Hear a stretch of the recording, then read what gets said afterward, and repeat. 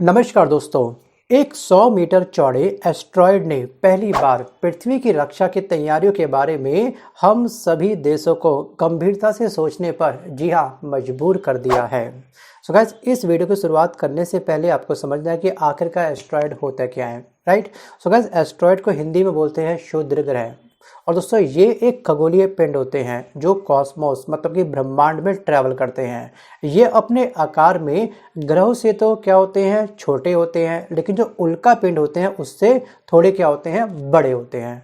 So guys, पूरे world के अंदर जो पहला जो हमारा क्षुद्र ग्रह था, जो एस्ट्रॉयड था, वो जो खोजा गया था, उसका नाम क्या है? जी हाँ, जितने भी आस्पिरेंट किसी भी कॉम्पिटिटिव एग्जाम की तैयारी कर रहे हैं उन सबको इसके बारे में पता होगा। वीडियो को पॉज करके उसका नाम आप मुझे कमेंट जरूर करना, और साथ ही साथ ये भी लिख के भेजना कि आखिरकार उसकी खोज किस वर्ष की गई थी। वनडे एग्जाम में या फिर स्टेट पीसीएस के प्रीलिम्स एग्जाम में ये क्वेश्चन कई बार पूछा गया है। सो गाइस, इसका राइट आंसर होगा सेरेस। और इसकी दोस्तों जो खोज हुई थी वो हुई थी आपकी 1819 में।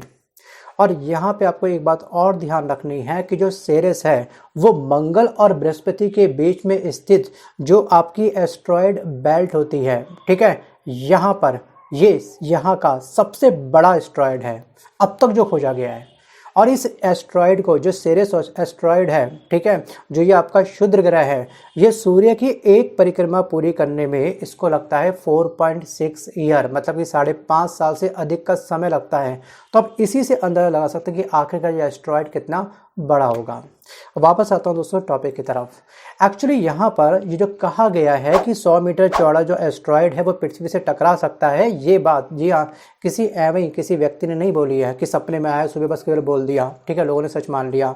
सो गाइस, आपको ध्यान रखना है कि यहाँ पर 22 दिसंबर 2032 को जी हाँ इस एस्ट्रॉयड की पूरी संभावना बनी हुई है पृथ्वी से टकराने की। और अगर कोई भी एस्ट्रॉयड जस्ट आप मान सकते हैं कि धातु की बहुत बड़ी चट्टान होती है, अगर कोई भी एस्ट्रॉयड टकराएगा पृथ्वी से तो पृथ्वी को बहुत बड़ी हानि हो सकती है। और इस हानि के जोन में हमारे इंडिया का जो मुंबई है, ठीक है, इंडिया कहते जो मुंबई है, जो कलकत्ता है, वो काफ़ी रिस्की जोन में आ चुके हैं।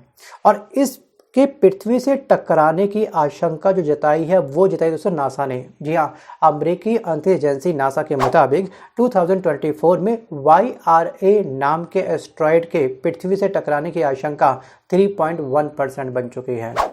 सो गाइस, यहाँ पर नासा ने उन क्षेत्रों की भी पहचान की है जो एस्ट्रॉयड के टकराने पर प्रभावित हो सकते हैं। तो उन क्षेत्रों को जी हाँ सेफ जोन में लाने के लिए जी हमको भरपूर समय मिल चुका है। 2032 में अभी समय है, लेकिन हमको तैयारी अभी से करनी पड़ेगी। तो हम लोग उसे चुप्पी शांत करके नहीं बैठ सकते हैं। अब यहाँ पर इस एस्ट्रॉयड का जो नेगेटिव इम्पैक्ट आएगा वो आएगा पूर्वी प्रशांत में, उत्तरी दक्षिणी अमेरिका में इसका इम्पैक्ट आने वाला है, और जो अटलांटिक एरिया है वहाँ पर आएगा। अफ्रीका के कुछ हिस्से हैं वहाँ पर ये एस्ट्रॉयड जाकर के कुछ इसके टुकड़े गिरेंगे। इसके अलावा मुंबई, कलकत्ता, ढाका, बोगोटा, ठीक है, और भी बहुत सारे स्थान हैं जहाँ पे ये एस्ट्रॉयड टकराने के बाद में बहुत बड़ी जान माल की हानि हो सकती है। सो फ्रेंड, जैसा कि आप सभी जानते हैं कि भूकंप को मापने के लिए रिक्टर स्केल तैयार किया गया है। जी हाँ, स्केलिंग के आधार पर कौन सा भूकंप कितना खतरनाक था, किसने कितनी तबाही मचाई, कितना ये आखिरकार जानलेवा था, उसका हम लोग करते हैं मेजरमेंट, राइट। और वैसे ही उसी की तर्ज पे मान सकते हैं कि एस्ट्रॉयड का खतरा बताने वाला एक स्केल है जिसको हम लोग बोलते हैं टोरिनो इम्पैक्ट, ठीक है, हैजार्ड स्केल, ये इसको नाम दिया गया है। और इस स्केल में इस एस्ट्रॉयड का जो टकराने का, ठीक है, जो मेजरमेंट बताया गया है दोस्तों वो है आपका 3, बल्कि 3.1। सो गाइस, जो यहाँ पर 1 से लेकर के 10 तक इसमें क्या होती है, स्केलिंग होती है, ठीक है। और टोरिनो स्केल 0 से लेकर के 10 तक होता है। और 0 का मतलब है कि टक्कर का कोई रिस्क नहीं बना हुआ है, जबकि 10 का आंकड़ा ये निश्चित बताता है कि वास्तविक रूप से एक बहुत बड़ा टकराव हो सकता है। मतलब कि उच्च रेटिंग प्राप्त करने वाला एकमात्र दोस्तों जो एस्ट्रॉयड था अब तक वो था आपका एपोफिस, ठीक है, एपोफिस। अब यहाँ पर 2004 की ये घटना थी, आपको याद होगा, एपोफिस एस्ट्रॉयड टकराने वाला है, इसकी रेटिंग ये है स्केल पर, वगैरह वगैरह बहुत तरह के कयास लगाए गए थे। और जो एपोफिस को शुरू में जी हाँ टोरिनो स्केल पर 4 का दर्जा प्राप्त हुआ था, लेकिन बाद में इसे घटा दिया गया था, क्योंकि पूरी पृथ्वी के अंदर जहां पर इस एस्ट्रॉयड के टकराने की संभावना थी वहां पर पैनिक सिचुएशंस बहुत अधिक बन चुकी थी। लेकिन बाद में इसको क्या करा, डिक्रीज कर दिया और पैनिक सिचुएशन थोड़ी सी संभल गई, क्योंकि इससे क्या होगा, इससे कम से कम 1 सदी तक कोई खतरा नहीं था। दोस्तों 1 सदी एक बहुत बड़ी सदी होती है, ठीक है। इतना लंबा इसने जो आइडिया दिया था कि यहाँ पर एक एस्ट्रॉयड जी हाँ टकरा सकता है एपोफिस, उससे ये नुकसान, ये जान माल की हानि हो सकती है। तो इसलिए पैनिक सिचुएशन कंट्रोल करने के लिए इसको कुछ समय के लिए क्या हुआ, बात को कहीं ना कहीं इसकी रैंक को या फिर इसकी रेटिंग को कम कर दिया गया, ठीक है। लोग इस घटना को बाद में भूल गए। लेकिन दोस्तों अब ये जो नया जो एस्ट्रॉयड हमारा टकराने वाला है 22 दिसंबर 2032 को, ठीक है, इसमें अब ज़्यादा समय नहीं है, हमको अभी से तैयारी करनी होगी। सो गाइस दिल्ली, मुंबई, कलकत्ता, चेन्नई, ठीक है, मुंबई और कलकत्ता में इसकी टकराने की संभावना बहुत अधिक बनी हुई है। और दोस्तों ये काफ़ी बहुत बड़ी सिटी है जहाँ पर बहुत बड़ी संख्या में जी हाँ एक बहुत बड़ी आबादी रहती है। जी हाँ, हम कह सकते हैं कि प्रत्यक्ष रूप से ये हमारे भारत की अर्थव्यवस्था की एक बहुत बड़ी क्या है, बैकबोन है, रीढ़ की हड्डी है। अगर खुदा न खास्ता, ठीक है, अगर ये बात सच हो जाती है तो सोचिए कितनी बड़ी तबाही होगी और हमारी जीडीपी पर इसका क्या इम्पैक्ट होगा, कितने घर धराशायी हो जाएंगे चंद सेकंडों में। जी हाँ, मैं बात कर रहा हूँ सेकंडों की।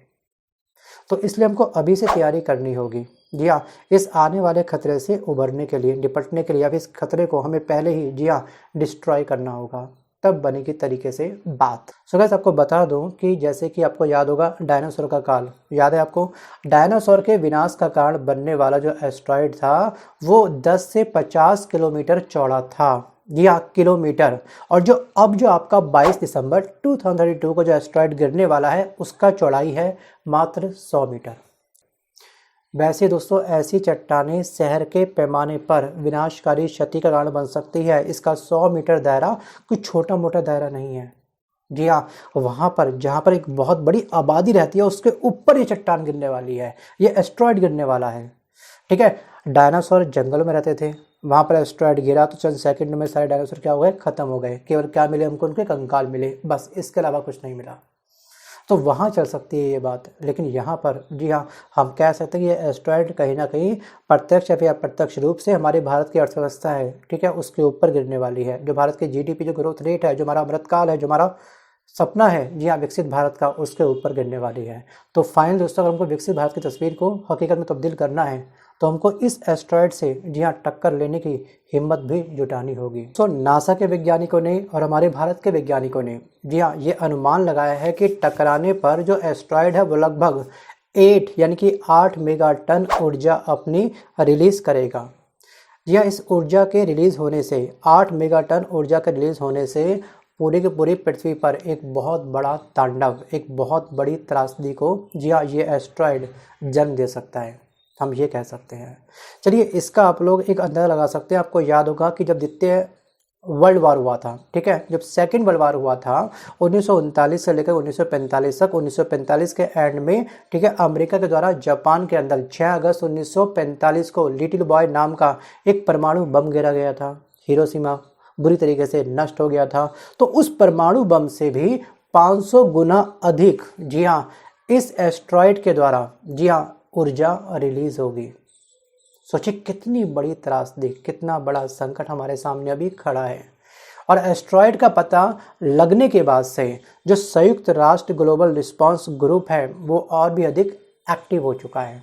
इस पर प्रॉपर रिसर्च करी जा रही है कि आखिरकार इसे कैसे जी हाँ रोका जाए, इससे एस्ट्रॉयड को किस तरह से डार्क जोन में भेजा जाए जिससे कि हमारी पृथ्वी बच सके। So guys international asteroid warning network है, इसका अवलोकन करने और इसकी कक्षा में जो भी फ्लक्चुएशन होती है उस पर अभी रिसर्च चल रही है। इसकी फ्लक्चुएशन को, इसकी स्पीड को और अधिक कम करने की जी हाँ हमारे साइंटिस्ट जी हाँ जद्दोजहद करने में लगे हुए हैं, दिन रात एक कर रहे हैं। अब संयुक्त राष्ट्र के space mission planning advisory group को भी और भी अधिक सतर्क कर दिया गया है और खगोलविद का लक्ष्य है कि इस चट्टान के गायब होने से पहले जी हाँ आने वाले महीने में और अधिक अवलोकन करना है। जी हाँ, अगर ये एक बार एस्ट्रॉयड जी हाँ साइंटिस्टों के लेंस या फिर कैमरे से बोझल हो गया तो इस पर रिसर्च करना काफ़ी मुश्किल हो पाएगा। और यहाँ पर 2032 जो हमारे पास टाइम है, ये टाइम सच कहूँ तो बहुत ही कम है। सो गाइस अब क्या होगा ये चलेगा पता आने वाले समय में। बट दोस्तों आपको क्या लगता है कि जाको राखे साइयाँ मार सके ना कोई, हमें कुछ नहीं करना चाहिए, जो होगा सो देखा जाएगा। जी हाँ, कलयुग का आगाज़ हो चुका है, तो कलयुग का अंत शायद इसी तरह से होने वाला है कि अचानक से पृथ्वी नष्ट हो जाएगी। सो गाइस वीडियो को पॉज करके मंथन करके आप मुझे अपनी राय, जी हाँ अपनी नॉलेज को थोड़ा सा डेप्थ में जा करके उस पर मंथन करिएगा कि आपको क्या लगता है कि आप मुंबई कलकत्ता जैसे स्थानों पर, जी हाँ अगर फ़र्क पड़ता है तो हमारी जीडीपी पर उसका क्या फ़र्क पड़ेगा वो आपको अच्छे से पता होगा। हर आयाम को, हर जोन को ध्यान में रखते हुए मथिए, मंथन करिए, डेप्थ में अपनी नॉलेज में जाइए, उसके बाद ही आप मुझे कमेंट करिएगा। सो गाइस आज के इस वीडियो में बस के लिए इतना ही, मिलता हूँ जल्द एक नए वीडियो के साथ, तब तक के लिए धन्यवाद।